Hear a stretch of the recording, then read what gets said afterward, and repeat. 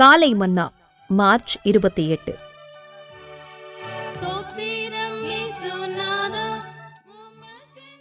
தேவ தரிசனம்.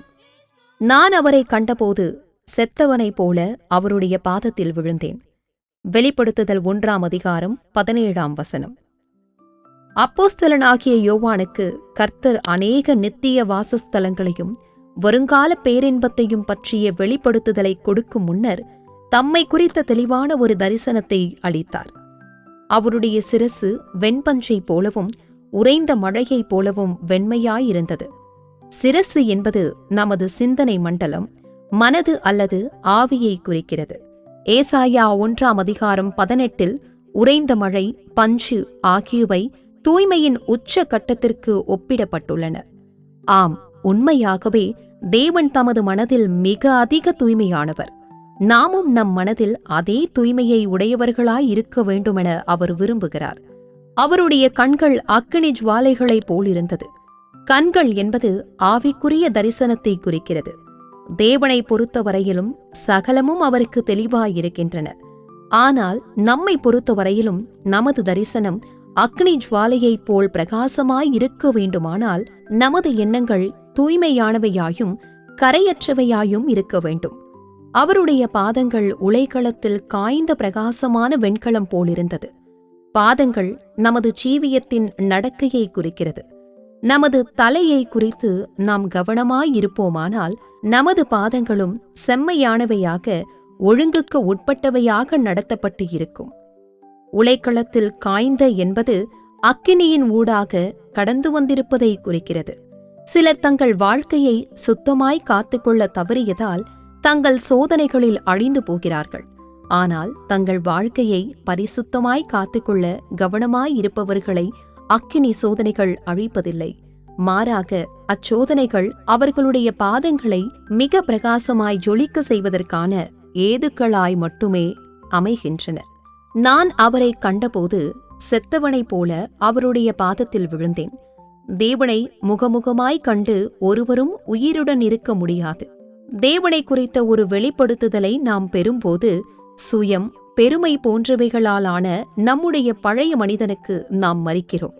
அப்பொழுது அவர் தம்முடைய வலது கரத்தை என்மேல் வைத்தார். தேவனின் வலது கரம் என்பது அநேக காரியங்களை குறிக்கிறது. ஆனால் இங்கு அது குறிப்பாக தேவனின் திட்டத்தை குறிக்கிறது. நாம் நம்முடைய சுயத்திற்கு மரிக்கும்போது நமது வாழ்க்கையை குறித்த தேவனுடைய திட்டம் பற்றிய வெளிப்படுத்துதல் நமக்கு அருளப்படுகிறது. நாம் அதரிசமான தேவனை குறித்தும் அவரது அளவிட முடியாத பரிசுத்தத்தை குறித்தும் தெளிவான தரிசனத்தை பெற்றுக்கொள்ளும்படி நாடுவோமாக. அப்படியாயின் நாம் அவருடைய பாதத்தில் விழுந்து மரிக்கக்கூடியவர்களாயிருப்போம். ஆம், நாம் மரிப்பதற்கேற்ற மிக சிறந்த இடம் அவரது பாதமே. கர்த்தருக்கு ஸ்தோத்திரம்.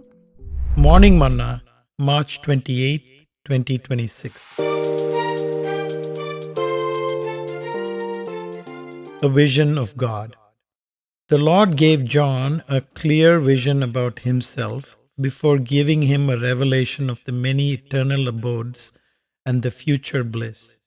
See Revelation chapter 1, verses 14 to 17.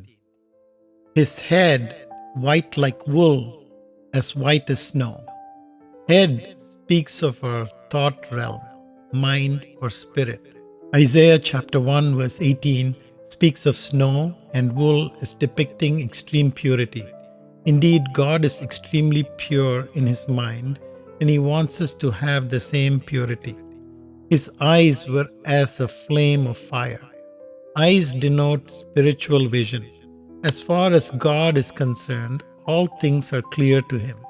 But where we are concerned, if our vision is to be bright like flames of fire, our thoughts should be spotless.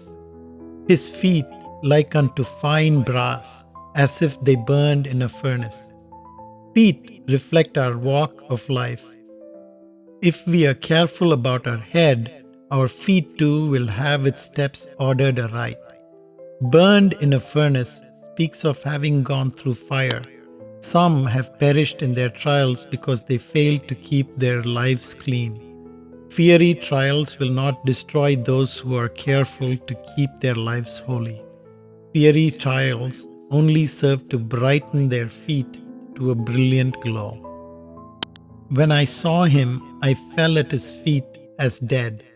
No one can see God and live.